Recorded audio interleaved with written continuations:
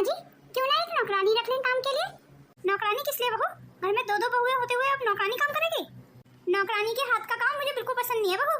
अरे घर का काम करना तो औरत के लिए शोभा की बात है बहू, और वही सारा घर का काम नौकरानी करने लगी तो तुम दोनों बहुएं क्या करोगे फिर सारा दिन? वैसे भी ये तेरी तो सोच है नहीं बहू, जरूर तेरी माँ ने सिखाया होगा तुझे। क्यों बहू, सही कह रही हूँ ना? इसीलिए 100 बार समझाया तुझे कि अपने मायके में ज्यादा बात मत किया कर। तेरी माँ ही है ये जो तेरे दिमाग में कचरा भरती रहती है। अब तेरी माँ को सोचना चाहिए कि बेटी की शादी हो गई है, शादी के 8 साल बाद भी तेरा पीछा छोड़ने को तैयार ही नहीं है। रोज 1-1 घंटे बातें करती है तेरे से, पता नहीं ऐसी क्या बातें हैं। चल जा छत पे से जो कपड़े उतार के लाई है उन पे प्रेस करके रख दे। माँ जी प्रेस थोड़ी देर बाद कर दूंगी मैं, अभी मैं खुद थक गई हूँ। थक गई है? अरे कैसे थक गई है? घर की बहुओं को कभी थकान नहीं होती बहू। घर की बहुओं का तो काम ही घर का काम करना होता है बहू। मुझे अपने घर में किसी तरीके की कोई नौटंकी नहीं चाहिए। जाओ और काम करो। माँ मेरे कमरे में जल्दी से जूस भिजवा दो, मैं जा रही हूँ अभी अपने कमरे में जाके रेस्ट करूंगी। कविता बेटा आ गई तू कॉलेज से? जी माँ आ गई हूँ। तो जा बेटा तू अपने कमरे में आराम कर, एसी चला लेना। मैं भी बहू को बोलती हूँ तेरे कमरे में ठंडा ठंडा जूस लेके आएगी। बहू जा कविता के कमरे में ठंडा ठंडा जूस बना के लेके आ। मेरी फूल जैसी बच्ची की गर्मी से क्या हालत हो गई है। जी ठीक है माँ जी। ठीक है तो माँ मैं अपने कमरे में जा रही हूँ। कुछ दिन के बाद मेरी कविता की शादी हो जाएगी, उसके बिना घर कितना खाली हो जाएगा। कविता से कितनी रौनक रहती है घर में। छोटी भाभी तुम्हारी हिम्मत कैसे हुई मेरे कमरे में आने की? तुम मेरे कमरे में क्या कर रही हो? अरे दीदी आपके कमरे में कितनी कूलिंग हो रखी है, कितना अच्छा लग रहा है यहाँ पे। अब मेरे कमरे का एसी तो काम ही नहीं करता बिल्कुल, इसीलिए मैंने आपके कमरे का एसी चला के यहाँ रेस्ट कर लिया थोड़ी देर। भाभी आपकी हिम्मत कैसे हुई मेरी बिना परमिशन के मेरे कमरे में आने की? ओहो ये छोटी बहू फिर आज कविता के कमरे में बैठ गई एसी की हवा खाने के लिए। ये छोटी बहू तो ऐसे मेरी कविता के कमरे में जाके बैठ जाती है जैसे इसके बाप ने एसी भिजवा दिया हो यहाँ। ये छोटी बहू को देखना चाहिए कि कविता अभी कॉलेज से आई है, इतनी गर्मी है बाहर, फिर भी नहीं उसके कमरे में लेट जाती है एसी चला के। जब कविता को पसंद नहीं है बार बार तो ये क्यों इस तरीके की हरकतें करती है छोटी बहू? भाभी आप मेरे कमरे से जाती हो या नहीं? और ये क्या हाल बना रखा तुमने मेरे कमरे का? सारा मेरा रूम अस्त व्यस्त किया हुआ है आपने। हे भगवान अब इन दोनों में कहीं लड़ाई ना हो जाए, अब मुझे ही मामला शांत कराना पड़ेगा। आपको कितनी बार मना किया हुआ है ना, मेरे कमरे में आने की कोई जरूरत नहीं है। आप तो अपने एसी का कम कूलिंग करने का बहाना बना देती हो और मुंह उठाकर मेरे कमरे में चली आती हो। क्यों दीदी आपके कमरे में क्यों नहीं आ सकती? इस कमरे पे क्या आपका नाम लिखा हुआ है? छोटी बहू ये क्या तरीका अपनी ननद से बात करने का?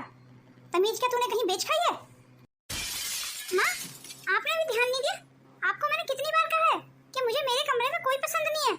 छोटी बहू तुझे कितनी बार मना किया है कि कविता के कमरे में मत आया कर, फिर भी तुम उठा के चली आती है। अरे माँ जी मेरे कमरे का एसी कूलिंग नहीं कर रहा था, इसीलिए मैं अगर थोड़ी देर के लिए यहाँ आ गई तो कौन सी आफत आ गई? आपको मैंने कितनी बार कहा कि मेरे कमरे का एसी ठीक करा दीजिए, पर नहीं आपके कानों पे तो जूं तक नहीं रेंगती है। वैसे भी मुझे कोई शौक नहीं है इनके कमरे में आने का, वो तो मेरी मजबूरी थी इसलिए मुझे आना पड़ा। वैसे छोटी बहू काम धाम तो तू कोई करती नहीं है, तुझे किस चीज में गर्मी लगने लगी? इधर की बातें उधर, उधर की बातें इधर, ये करने के अलावा और कोई काम धाम है तेरे पास? दिन के 24 घंटे में 12 घंटे तो तू अपने मायके में बात करती रहती है। तो क्या बात ना करूं माँ जी मैं? आप तो यही चाहती हैं कि मैं अपने मायके वालों को बिल्कुल छोड़ दूं, उनसे कोई मतलब ना रखूं, मतलब रखूं तो बस आप लोगों से। पर कान खोल के सुन लीजिए माँ जी, मैं अपने मायके वालों को कभी नहीं छोड़ूंगी। तेरी जितनी जबान चल रही है ना कतर कतर, मुझे तो तू उसी दिन से पसंद नहीं है जिस दिन मेरा बेटा तुझे ब्याह के लाया था इस घर में। हाँ तो माँ जी फिर आप मुझे बर्दाश्त क्यों कर रही हैं? मुझे अलग क्यों नहीं कर देती हैं? अरे मैं क्यों भला तुझे अलग कराऊं? अपने पति को बोल और हो जा अलग, मुझे भी तेरी जैसी बहू की जरूरत नहीं है। हाँ हाँ माँ जी आपको मेरी जैसी की क्या जरूरत होगी? आपको तो बड़ी भाभी जैसी बहू की जरूरत है, भोली वाली बन के चुपचाप रह के आपके सारे जुल्म और सितम सह के बस कुछ बोले नहीं और आपकी सारा कहना मानती रहे। आपके लिए तो वही है ना सर्वगुण संपन्न बहू। हाँ तो इसमें क्या शक है मेरी बड़ी बहू सर्वगुण संपन्न। हाँ सर्वगुण संपन्न है वो, तभी तो आप पूरे दिन जानवरों की तरह काम करवाती हो उनसे, और जब माँ जी वो एक बार काम के लिए मना कर देती हैं तब वो सर्वगुण संपन्न नहीं रहती, तब तो आप उन्हें 10 गालियाँ सुनाती हो। देख बहू अब ये कुछ ज्यादा ही हो रहा है, यहाँ पे बात तेरी हो रही है तो तू बड़ी बहू को क्यों बीच में ले आई?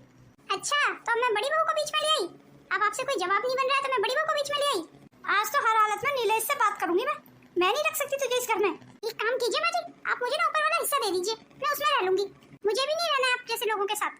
जब से शादी करके आई है तब से ये मत करो वो मत करो, दिमाग खराब कर दिया है मेरा, मेरी जिंदगी बर्बाद हो गई इस घर में आके। माँ अब तो इन्हें ऊपर वाला हिस्सा बिल्कुल नहीं देना है, इनकी जिंदगी आबाद होने ही नहीं देनी है, बढ़िया ही अपनी जिंदगी आबाद करने वाली। अरे माँ आपकी छोटी बहू को तो बिल्कुल शर्म नहीं है, बताओ कैसे लड़ रही है आपके सामने खड़े होकर। माँ आज तो भैया जब शाम को घर आए कोई ना कोई फैसला कर ही लेना। हाँ आज मुझे कोई ना कोई फैसला तो लेना ही पड़ेगा। धन्यवाद माँ जी, फैसला तो आप जरूर करिए और ऊपर वाला हिस्सा मुझे दे दीजिए पर, ताकि फिर कभी मुझे आप लोगों की शक्ल ना देखनी पड़े।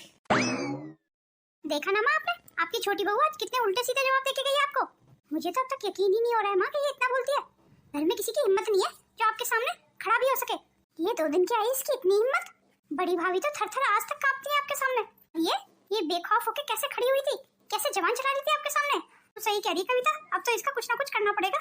मुझे तो डर इस बात का है कि इसे देख के कहीं बड़ी बहू के भी पढ़ना निकला है। जितनी जल्दी हो सकेगी उतना जल्दी इसका तो कोई ना कोई जुगाड़ करना पड़ेगा मुझे। जी माँ, यही सही रहेगा। और इस घर में मुझे कोई भी समझने की कोशिश नहीं करता है। परसों कविता दीदी की शादी है, माँ जी को कहा एक नौकरानी रख लो, घर में इतना काम हो जाता है।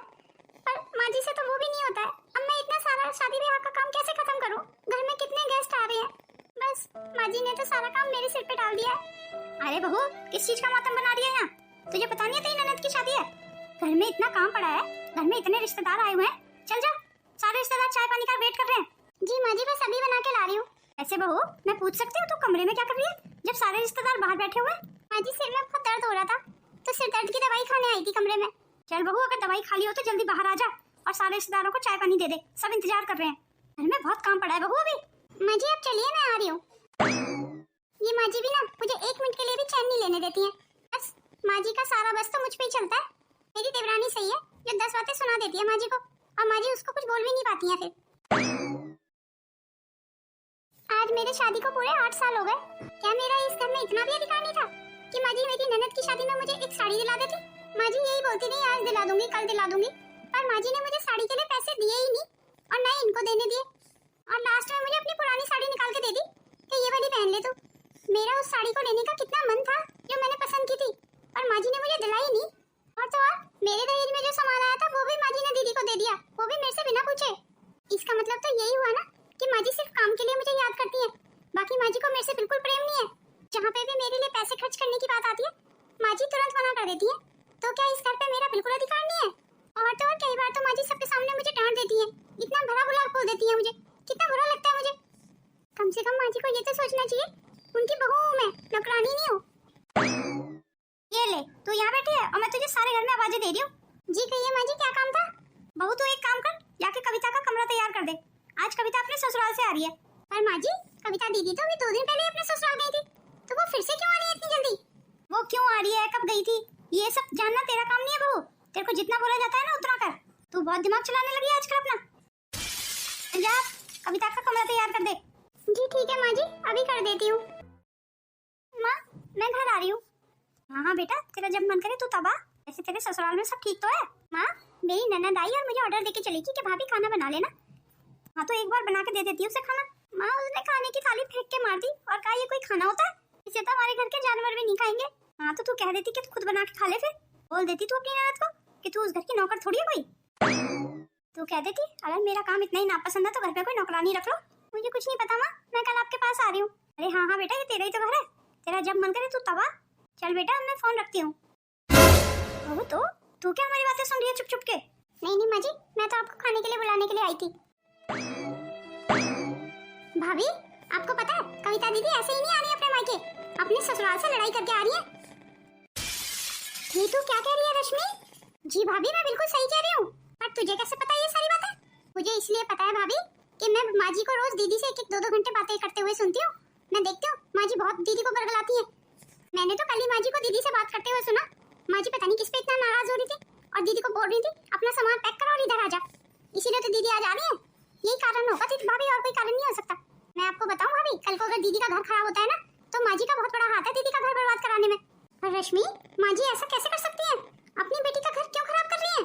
दीदी से सचमुच 1-1, 2-2 घंटे बात करती है माँ जी। हाँ भाभी, और क्या, मैं क्या झूठ थोड़ी बोल रही हूँ आपको। और वही तो मेरा कहने का कारण है भाभी, माँ जी ना हम लोगों से दोगली चाल चलती है।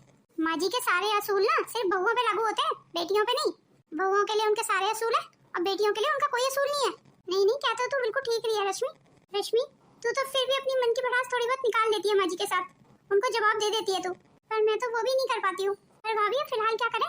ये नैना जो बार बार हमारे सिर पे आके बैठ जाती है, हम कुछ नहीं कर सकते, हमारे हाथ में कुछ भी नहीं है। अब आने दो दीदी को, पता तो चले दीदी क्यों आ रही है यहाँ। अरे भाभी, दीदी का तो रोज का है, अभी दीदी की शादी को 1 साल नहीं हुआ और तब से वो अधिकतर मायके में ही रहती है। और माँ जी अब कुछ नहीं बोलती दीदी को, और दीदी जब आती है तो 1-1, 1.5 महीने से पहले नहीं जाती है। हाँ कहते तो ठीक रही है, सब कुछ देखने के अलावा हमारे पास कोई चारा नहीं है रश्मि। बिल्कुल ठीक कहा भाभी आपने, जब हमारे पति हमारा साथ नहीं देते तो और कोई क्यों देगा भला। चल रश्मि अब जल्दी चल, बहुत सारा काम पड़ा हुआ है, अगर दीदी आने वाली है सचमुच तो। अब आप देखना भाभी, माँ जी दीदी की खातिरदारी में कितने सारे व्यंजन बनवाती है हमसे। माँ जी का बस भी ना हम बहुओं पे ही चलता है बस। मैं तो ये जानना चाहती हूँ भाभी, क्या हमारा कोई हक नहीं है इस घर पे? भाभी भाभी भाभी, अरे रश्मि क्या हुआ, तू इतनी घबराई हुई क्यों है?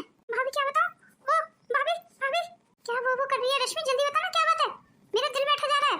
भाभी वो कविता दीदी, अभी अभी तो हमने उनकी शादी की थी, वो जीजा जी का एक्सीडेंट हो गया भाभी, वो नहीं रहे अब। तू होश में तो है रश्मि, ये तू क्या कह रही है? भाभी मैं बिल्कुल ठीक कह रही हूँ, हमारी कविता दीदी इतनी जल्दी विधवा हो गई भाभी।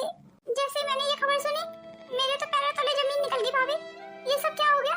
आखिर भगवान दीदी के साथ ऐसे कैसे कर सकता है? दीदी की तो कितनी छोटी उम्र है अभी, वो पूरा जीवन कैसे जिएंगी? भगवान ने उनके साथ ऐसा क्यों किया था भाभी? और जीजा जी कितने अच्छे थे, कितने हंस के कितने प्यार से हंसी मजाक करते थे हमारे साथ। अच्छे लोगों की भगवान को भी जरूरत होती है ना रश्मि। जब पिछली बार जीजा जी आए थे तो कितना हंसी मजाक कर रहे थे मेरे साथ। घर में सिर्फ नंदोई जी थे जो मेरे से अच्छे से बात करते थे, यहाँ तो मेरी अपनी ननद से कभी मुझसे ढंग से बात नहीं की। हे भगवान, ये तूने क्या किया? जब हमारा ये हाल है भाभी तो कविता दीदी का कितना बुरा हाल होगा। भगवान उन्हें इस दुख को सहने की शक्ति दे। सब दीदी के साथ क्या हो गया? अब बिना जीजा जी के दीदी अपने ससुराल में कैसे रहेंगी? मैं अपनी बहन को वहाँ नहीं रहने दूंगा। वहाँ नहीं रहने दोगे? मैं कुछ समझी नहीं। जीजा जी की 13वीं होते ही कविता को मैं उसके ससुराल से यहाँ ले आऊंगा। ये आप क्या कह रहे हैं? मेरा मतलब जीजा जी की 13वीं होते ही आप कविता दीदी को उनके ससुराल से यहाँ ले आएंगे, वो भी हमेशा हमेशा के लिए? कविता दीदी अगर यहाँ आ गई तो कविता दीदी के बूढ़े सास ससुर कविता दीदी के बिना कैसे रह पाएंगे? वैसे भी जीजा जी उस घर के अकेले बेटे थे। अब मैं कविता के सास ससुर के बारे में सोचूं या अपनी बहन के बारे में सोचूं? मैंने और बड़े भैया ने फैसला कर लिया है, अब कविता हमेशा हमेशा के लिए यहीं रहेगी। अब वो अपने ससुराल कभी नहीं जाएगी, क्योंकि मैंने वकील से बात कर ली है। कविता का जो ससुराल वाला घर है उसमें कविता का भी हम हिस्सा दिलवाएंगे। हिस्सा दिलवाएंगे? मैं कुछ समझी नहीं, किस बात का हिस्सा दिलाएंगे? क्यों, कविता का क्या उस घर में कोई हिस्सा नहीं है? और कविता शादी करके गई है उस घर में, तो उस घर में आधा हिस्सा तो कविता का बनता ही है। ये आप कैसी बातें कर रहे हो? अभी जीजाजी को मरे हुए 4 दिन नहीं हुए, उससे पहले ही आप कविता दीदी को उनके घर के हिस्से में हिस्सा दिला रहे हो। ये तो कविता दीदी के सास ससुर के साथ सरासर अन्याय होगा ना। वैसे भी कविता दीदी को यहाँ किस चीज की कमी है जो वो उस घर में से हिस्सा लेके आएंगी? अब कोई इतना बड़ा घर तो है नहीं उनके पास, उनका छोटा सा ही घर है, उसमें से भी आधा हिस्सा आप कविता दीदी को दिला दोगे तो उनके सास ससुर बाकी जिंदगी कहाँ रहेंगे? कैसे अपना गुजारा करेंगे? उनके सास ससुर की पूरी जिंदगी की वो पूंजी वो घर ही तो है, और हिस्सा दिलाने की बात कहाँ से आई? कविता दीदी वहीं रह के उनकी सेवा करेंगी, हिस्सा मांगने की जरूरत ही नहीं है, वो खुद ब खुद कविता दीदी को सब कुछ दे देंगे। यूं जीजा जी के बूढ़े माँ बाप को कोर्ट में घसीटना कहाँ की समझदारी है? और कविता खुद चाहती है कि उस घर में से उसे हिस्सा मिले, तो इसमें मैं क्या कर सकता हूँ? नहीं, ये तो आप बहुत गलत करने जा रहे हैं। अरे ये तो बहुत गलत है। कविता दीदी को अगर अपने मायके में ही रहना है तो अपने ससुराल वालों से हिस्सा मांगने की क्या जरूरत है? कविता दीदी ने तो अपने सास ससुर की कभी सेवा नहीं की। शादी के 1 साल में भी 8 महीने तो अपने मायके में ही रही है, उसके बाद भी वो अपने ससुराल वालों से हिस्सा मांग रही है। अरे क्या फायदा ऐसी प्रॉपर्टी लेने का जिसमें बड़े बूढ़ों की हाय छुपी हो? कहीं वो हाय मेरे घर को ही ना लग जाए। भगवान ही जाने अब क्या होगा आगे। जल्दी से ये बात भाभी को बता के आती हूँ। कविता, हम केस जीत गए, अब तेरे सास ससुर की आधी प्रॉपर्टी पे तेरा भी अधिकार होगा। मुबारक हो भैया, आपने भी तो इस काम में मेरी बहुत मदद की। बेचारे तेरे सास ससुर वक्त से पहले ही हार मान गए। जो केस अभी और 10 साल खिंचता ना, वो वक्त से पहले ही हार मान गए, इसलिए उन्होंने समय पे ही तुझे आधी प्रॉपर्टी खुद ब खुद दे दी। मेरे सास ससुर ने मेरा हिस्सा देके मुझ पे कोई एहसान नहीं कर दिया है। अरे मैंने अपने हक की तो प्रॉपर्टी मांगी, कौन से मेरे सास ससुर ने मुझे दान में दे दी है? अब मैं शादी नहीं करके गई थी उस घर में, प्रताप के साथ बाकायदा 7 फेरे हुए थे मेरे। अब उस घर की इकलौती बहू थी मैं, तो हिस्सा तो मुझे मिलना ही चाहिए था। अब तो तू 40 लाख रुपए की मालकिन बन गई है। अगर मेरी ननद ना बीच में कूदी होती ना तो 40 नहीं पूरे 80 लाख रुपए मिलते मुझे। मेरी ननद आ गई ना बीच में हिस्सा मांगने के लिए, उसने सारा काम खराब कर दिया। अब आप ही बताओ भैया, भला मायके की प्रॉपर्टी में बेटियों का कौन सा हिस्सा होता है? खैर अब तो इन सब बातों को छोड़, हमारे लिए इतना ही काफी है कि तुझे 40 लाख रुपए मिल गए। तू जैसा चाहती थी वैसा हो गया ना अब। हाँ कविता, तेरा भाई एकदम ठीक कह रहा है। चल जा बहू, अब तू सबके लिए खाना लगा दे। जी ठीक है माँ जी, अभी लगा देती हूँ। चलो बच्चों, तुम लोग अब खाना खा लो। जी चलिए माँ। माँ जी मुझे कुछ पैसों की जरूरत थी। क्यों बहू, क्या करना है पैसों का? माँ जी आपको तो पता है मेरे इकलौते भाई की शादी है, तो भाभी के लिए कुछ कपड़े, अपने भाई के लिए कुछ कपड़े वगैरह लेके जाने थे माँ जी। आखिर अब मैं बड़ी ननद हूँ माँ जी। कविता की बहुत सारी साड़ियाँ पड़ी होंगी जिन्हें अब कविता पहनती नहीं है, वही वाली सारी साड़ियाँ तो अपनी भाभी को दे देना। क्या जरूरत है नई साड़ियाँ खरीदने का? तुझे पता है बहू कितनी महंगी आती है सारी साड़ियाँ?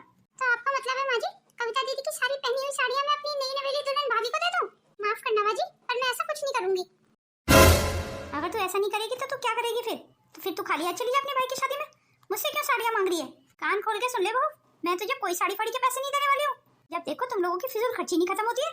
क्या मैं पूछ सकती हूँ माँ जी, मैंने आज तक कौन सी फिजूल खर्ची की है? क्या इस घर में मेरा कोई हक नहीं है? मैंने तो आज तक आपसे कभी कुछ नहीं मांगा माँ जी।